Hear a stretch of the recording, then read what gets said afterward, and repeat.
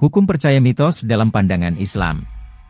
Siapa yang tidak mengetahui mengenai mitos yang konon masih dipercayai hingga kini? Mitos sendiri selain mengandung kisah-kisah mistik mengenai kejadian di masa lampau, juga mengandung penafsiran alam semesta seperti pencipta alam dunia dan makhluk di dalamnya. Mengenai mitos, pastinya orang-orang pasti pernah mengalami dan mempercayakan sebuah mitos. Sebagai seorang Muslim, Islam jelas memandang mitos sebagai sebuah jalan yang berbeda dengan hukum dan kaidah syariat Islam. Bagaimana Islam memandang mitos dan apa hukum percaya mitos? Simak penjelasan di bawah ini. Mengenai mitos sendiri memiliki makna sebuah cerita suatu bangsa mengenai dewa dan pahlawan zaman dahulu. Mitos merupakan prosa rakyat yang dianggap benar-benar terjadi serta dianggap suci oleh mereka yang memiliki cerita. Di Indonesia sendiri biasanya mitos menceritakan tentang terjadinya asal-usul, susunan para dewa, terjadinya manusia pertama dan tokoh pembawa kebudayaan dan sebagainya. Namun, ada pula orang yang menjadikan mitos sebagai kepercayaan. Dengan demikian, masyarakat seperti inilah yang menjadikan mitos adalah sebuah keyakinan. Ada yang dikatakan sebagai Islam mitos yakni cerita-cerita mengenai suatu kebohongan akan suatu hal, suatu tempat, alam, manusia serta mengandung arti mendalam dan diungkapkan dengan cara gaib. Dalam Islam hal itu disebut dengan hufarat, yaitu ajaran yang tidak mempunyai landasan kebenaran. Atau orang-orang biasa mengenalnya dengan tahayul.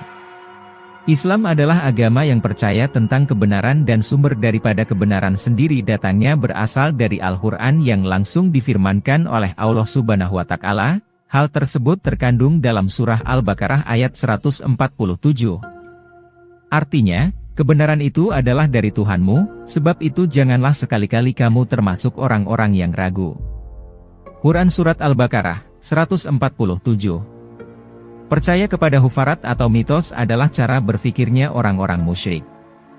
Orang-orang semacam ini tidak menggunakan akal dan hati untuk mencari dan mengamalkan kebenaran. Dalam Islam, orang yang tidak menggunakan akal dan hati untuk mencari dan mengamalkan kebenaran akan dimasukkan ke dalam neraka, sebagaimana dalam firman Allah Subhanahu wa Ta'ala dalam surah Al-Quran Al-Mulk ayat 10. Artinya, sekiranya kami mendengar atau memikirkan peringatan itu, niscaya tidaklah kami termasuk penghuni-penghuni neraka yang menyala-nyala. Quran Surat Al-Mulk 10. Kepercayaan terhadap kufarat dan mitos dalam bentuk ritual tertentu baik sesajen, ruatan, dan yang lainnya untuk memohon kebaikan dan meminta perlindungan berarti telah menyekutukan Allah Subhanahu wa Ta'ala. Hal ini jelas menyimpang dari ajaran dan tauhid prinsip dasar Islam. Islam mengajarkan untuk berdoa, memohon segala kebaikan dan berlindung dari keburukan hanya kepada Allah Subhanahu wa Ta'ala semata. Karena Allah yang mampu mendatangkan kebaikan dan kemudaratan. Sebagaimana dalam firman Allah dalam Al-Quran Surah Yunus ayat 106. Artinya, dan janganlah kamu beribadah kepada yang tidak memberi manfaat dan tidak pula memberi mudarat kepadamu selain Allah. Sebab jika kamu berbuat yang demikian, itu maka sesungguhnya kamu kalau begitu termasuk orang-orang yang zalim. Quran Surat Yunus, 106. Mitos merupakan salah satu sebab disembahnya patung-patung, batu, benda-benda keramat dan sesembahan lainnya selain Allah Subhanahu wa Ta'ala. Di Indonesia sendiri, masih banyak masyarakat yang mempercayai mitos sebagai sebuah kebenaran secara turun-temurun dan dipergunakan dengan ritual-ritual tertentu yang mengandung unsur kesyirikan. Orang yang menghalangi kebenaran adalah orang kafir. Sebagai seorang muslim, jelas harus mampu menjadi hamba yang benar-benar bisa menjaga kemurnian akidah kepada Allah Subhanahu wa Ta'ala. Tidak mempersekutukannya dalam hal sekecil apapun dan meyakini bahwa tidak ada perkara yang terjadi di atas muka bumi ini tanpa kehendak Allah. Hal ini tercantum dalam firman-Nya. Artinya, tidak ada suatu pun yang menimpa seseorang kecuali dengan izin Allah, dan barang siapa yang beriman kepada Allah niscaya dia akan memberi petunjuk kepada hatinya. Dan Allah Maha mengetahui segala sesuatu. Quran Surat At-Tagabun, 11. Allah berfirman dalam Al-Quran Surah Al-Hadid ayat 22.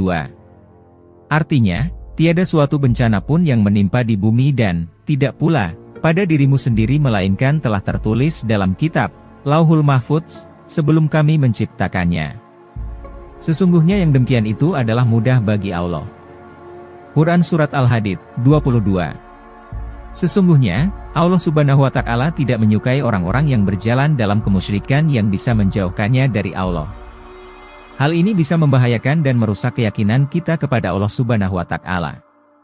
Dampaknya sangat buruk hingga menyebabkan pelencengan keyakinan dan sudah disebutkan bahwa Allah tidak menyukai orang yang berada dalam kesesatan. Allah adalah pemiliki kekuasaan yang mutlak dan semua hal di alam semesta datangnya dari Allah Subhanahu wa Ta'ala, sebagaimana tercantum dalam firman-Nya, Al-Quran Surah Al-Imran ayat 26. Artinya, katakanlah, wahai Tuhan yang mempunyai kerajaan, Engkau berikan kerjaan kepada orang yang Engkau kehendaki dan Engkau cabut kerajaan dari orang yang Engkau kehendaki. Engkau muliakan orang yang Engkau kehendaki dan Engkau hinakan orang yang Engkau kehendaki, di tangan Engkaulah segala kebajikan. Sesungguhnya Engkau Maha Kuasa atas segala sesuatu.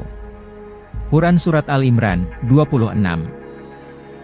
Terima kasih sudah nonton, jangan lupa like, subscribe, dan share ya!